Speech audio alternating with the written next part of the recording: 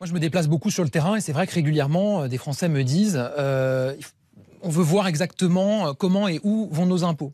C'est une grande opération de transparence, ce site enavoirpourmesimpôts.gouv.fr qui ouvrira, vous l'avez dit, en fin d'après-midi, qui permettra au niveau national de dire de manière très concrète à quoi sert l'argent public.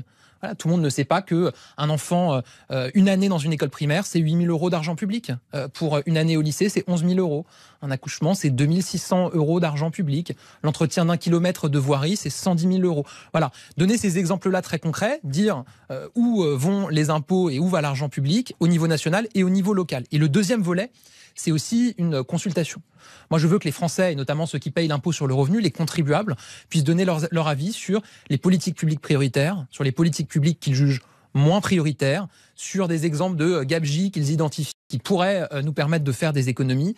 Et donc, il y aura à la fois un questionnaire qui permettra de répondre à ces questions-là, des réunions publiques qui seront organisées dans les centres des impôts. Mais vous allez vraiment tenir compte de ces avis-là? C'est pas un peu démago juste pour dire, bon, bah, on vous écoute? Moi, je pense que c'est toujours utile de donner la parole par tous les moyens possibles. Mais concrètement, vous allez vous en servir comment? Ça va agir sur le prochain budget, par exemple? On va regarder les résultats qui sont portés et puis évidemment, on en tiendra compte pour le prochain budget qu'on présentera. Vous savez, moi, ce qui m'intéresse, qui me préoccupe particulièrement, c'est notamment les classes moyennes. Les classes moyennes françaises, agir pour elles, continuer à le faire. On a pris beaucoup de mesures depuis 5 ans.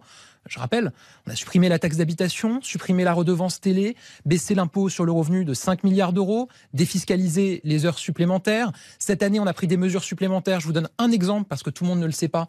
Pour les gens qui travaillent, qui font garder leurs enfants dans une crèche chez une assistante maternelle, ça coûte de l'argent. Il y a un crédit d'impôt qui était plafonné à 2 300 euros par an et par enfant. On le passe à 3 500 euros par an et par enfant. On l'augmente de 50%. Ça, c'est une mesure pour les classes moyennes qui bossent. Et